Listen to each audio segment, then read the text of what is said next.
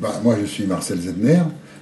À l'époque des accords, j'étais secrétaire de la fédération de Seine-Sud, où se trouve donc la ville de Choisy. Voilà, c'est à ce titre que j'ai eu à connaître des événements dont nous allons parler.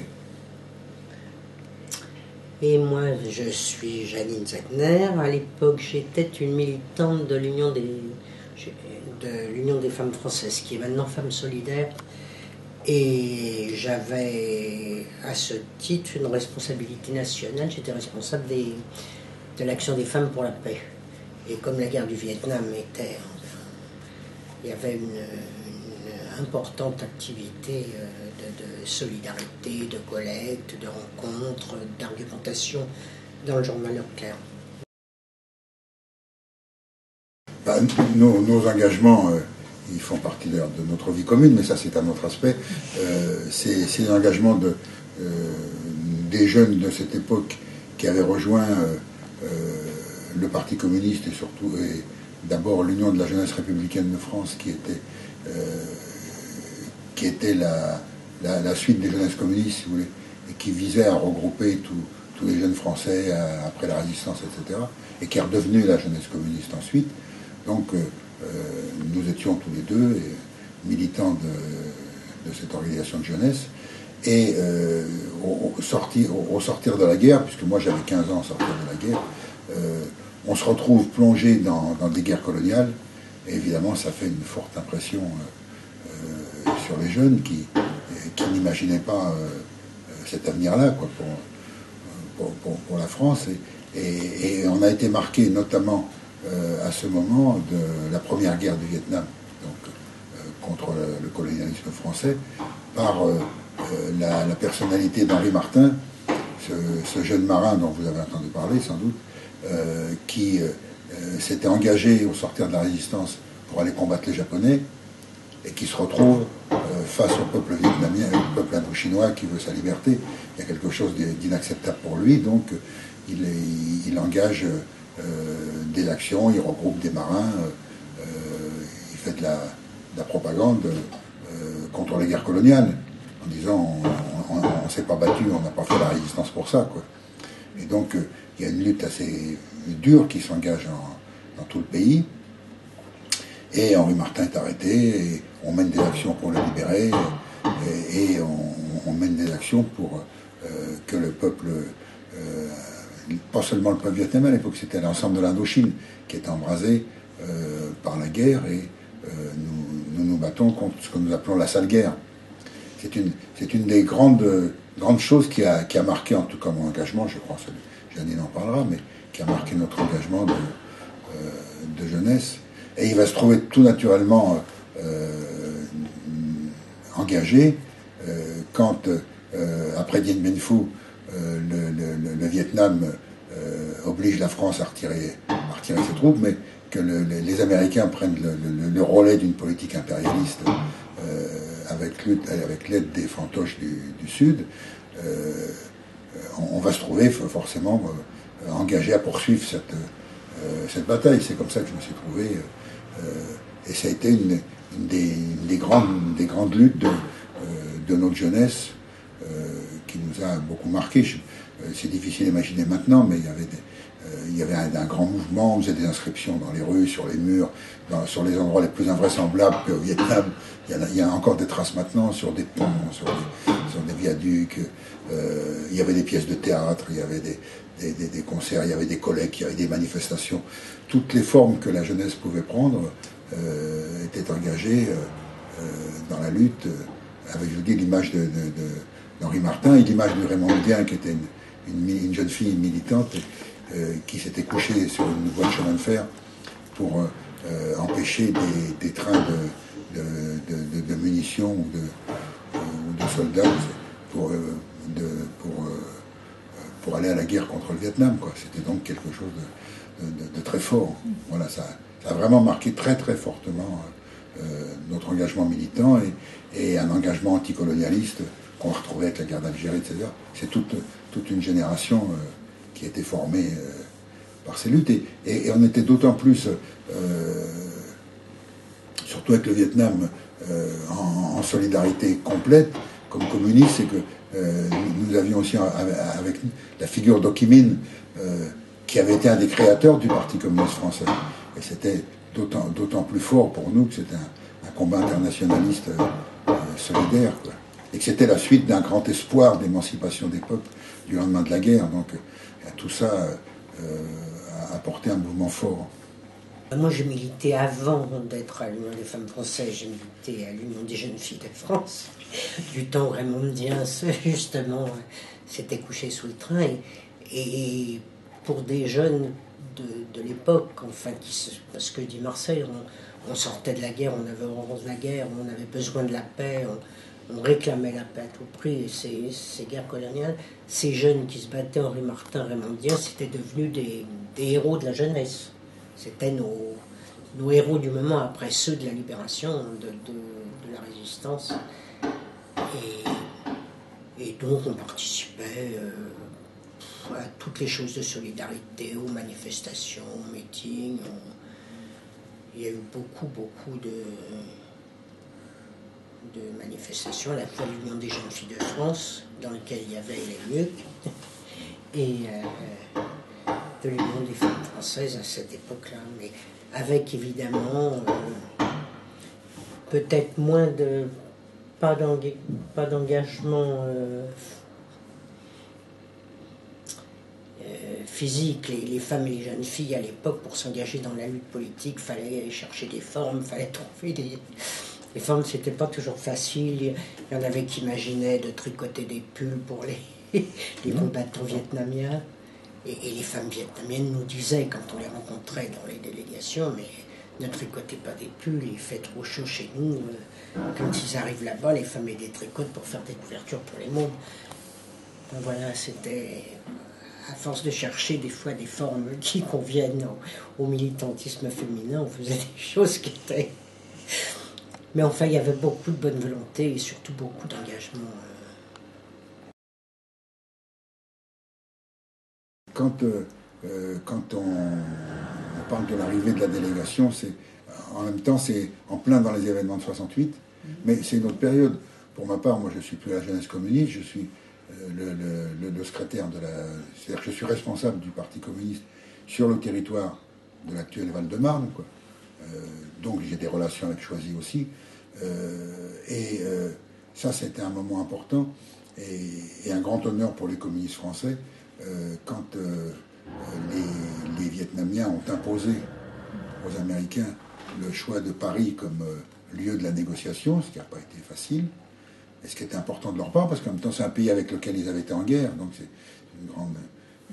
c'était un acte très, très important dont les Américains ne voulaient pas, mais bon. C'est aussi là où il y avait le plus de Vietnamiens. Voilà. Oui, et puis où il y avait une solidarité, un soutien important du peuple. Il y avait un intérêt dans la population. Mais en même temps, c'est les événements de 68 en France. Tout ça se mêle.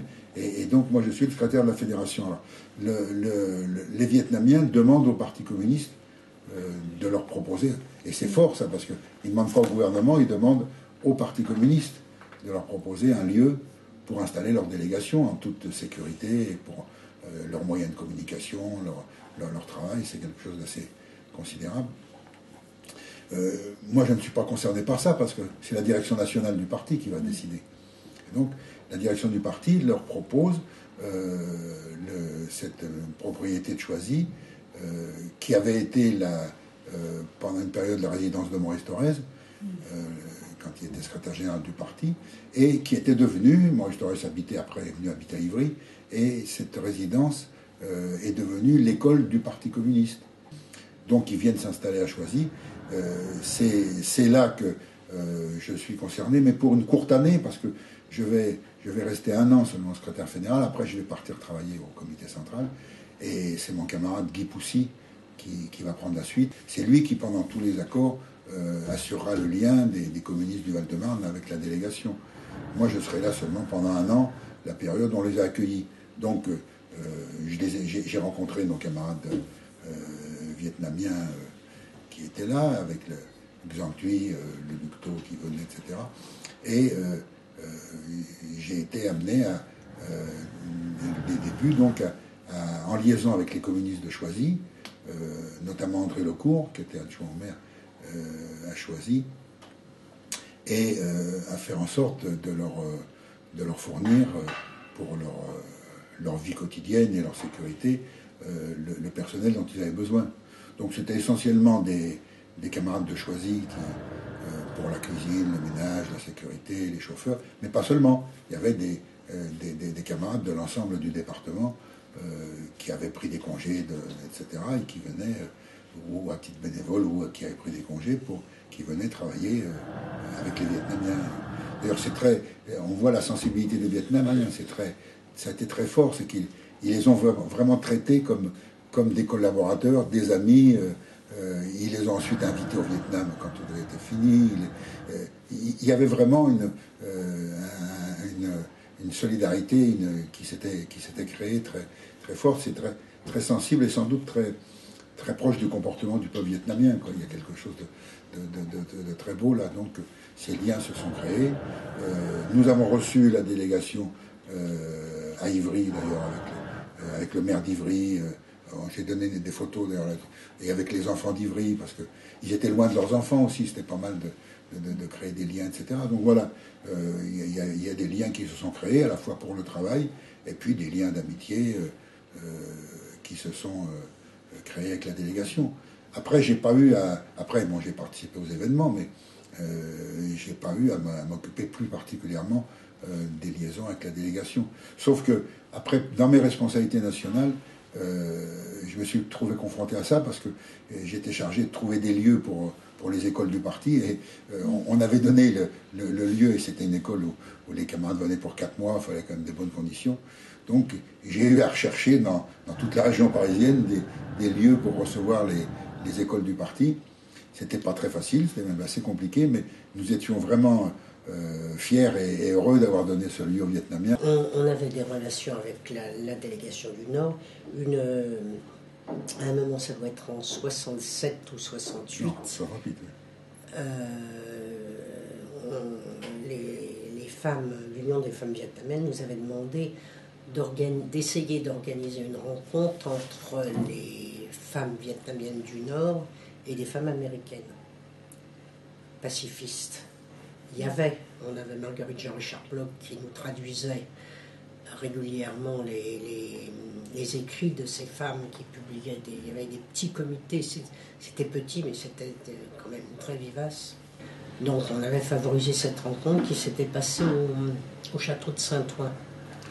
Alors on connaissait Nguyen Thi Binh parce que la délégation du Sud, pareil, cherchait des solidarités, et nous, on participait à toutes les actions de solidarité. Et puis, on avait convenu, et ça c'est avec la délégation des femmes du Nord, d'un certain nombre d'actions de solidarité. On a participé au bateau, mais aussi, ce qui m'avait marqué à l'époque, c'est qu'elles nous avaient demandé, on leur avait dit, écoutez, on veut collecter, mais on avait compris qu'il fallait collecter des choses utiles, mais elles nous disaient collecter de l'argent. Donc on avait collecté de l'argent, et dans une discussion, elle nous avait dit, écoutez, les hôpitaux de campagne, les femmes accouchent après sous les bombardements, enfin dans les combats, etc., dans des conditions extrêmement périlleuses pour la femme, pour le bébé, etc., aidez-nous à trouver du matériel d'obstétrique. Et donc c'est avec le docteur Arlette Carpentier qu'on était allé acheter et elle nous avait signalé, on avait tous les détails, des petites femmes avec des petits bassins, un matériel tout à fait approprié des femmes vietnamiennes. Et elle nous avait donné une liste. Alors moi qui n'avais fait aucune étude ni de médecine, ni de latin, ni de rien, cranioclaste, je ne savais pas du tout ce que ça voulait dire. Et c'était une espèce de pince à écraser la tête du bébé. Quand je m'étais rendu compte de l'horreur du truc, il fallait sauver la mère. Il y avait les bombardements, il y avait les trucs, il fallait sauver la mère. Et c'était ce type d'intervention que les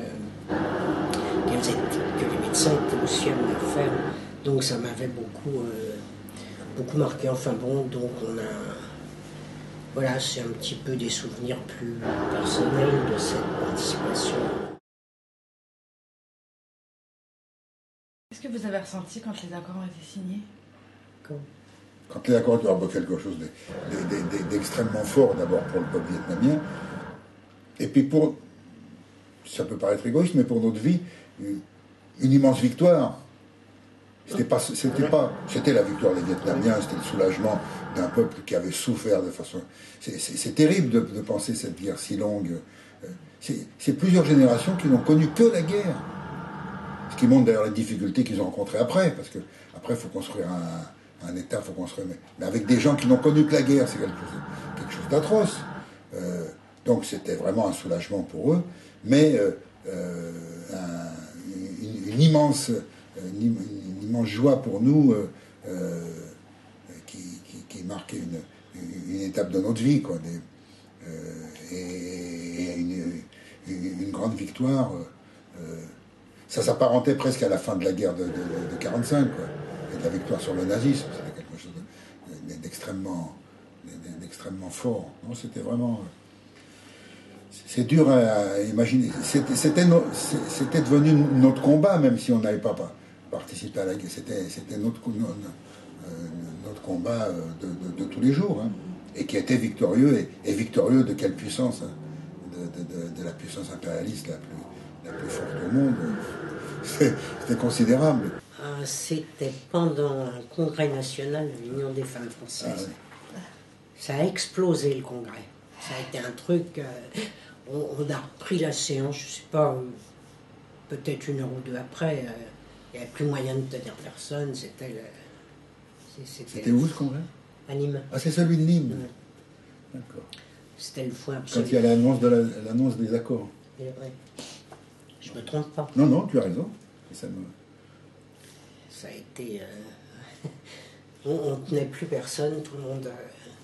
Il y avait les Vietnamiennes qui étaient congratulées, qui étaient évidemment... Alors après, les journalistes les cherchaient partout. C'était...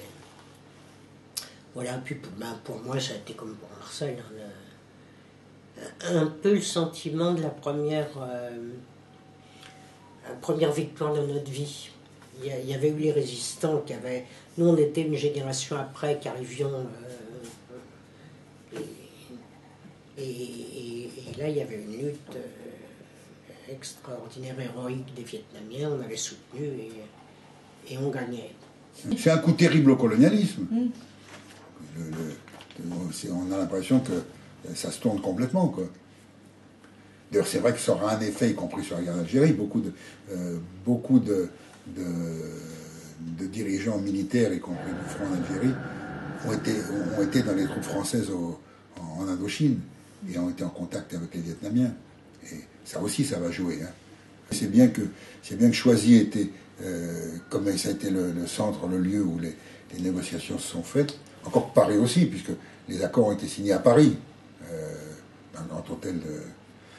Mais le fait que Choisy ait pris cette initiative, sans doute en accord avec les Vietnamiens, etc., c'est une grande chose. Moi, j'étais très heureux d'être invité au 40e anniversaire avec Lénine. On y a été. On a trouvé, d'ailleurs, j'ai retrouvé la même la joie chez eux, mais la même simplicité dans le discours de l'ambassadeur du Vietnam. C'est qu'on sent quelque chose de proche du peuple et des gens d'une grande ouverture, d'une grande simplicité. Et j'étais tout à fait frappé par le fait que, bon, il y avait évidemment les autorités françaises, pas à un très haut niveau, mais il y avait l'ambassadeur au Vietnam, et ils ont invité à prendre la parole Pierre Laurent, le secrétaire national du Parti communiste. C'est aussi une marque des liens qui se sont créés dans cette époque et qui continuent, quoi. 40 ans après, les mêmes liens entre nous existent tranquillement, officiellement, quoi. Parce que c'est l'histoire, c'est comme ça, quoi. Nos liens sont assez indestructibles parce que c'est les liens et de la lutte et de la création du Parti communiste et des luttes communes que nous avons menées.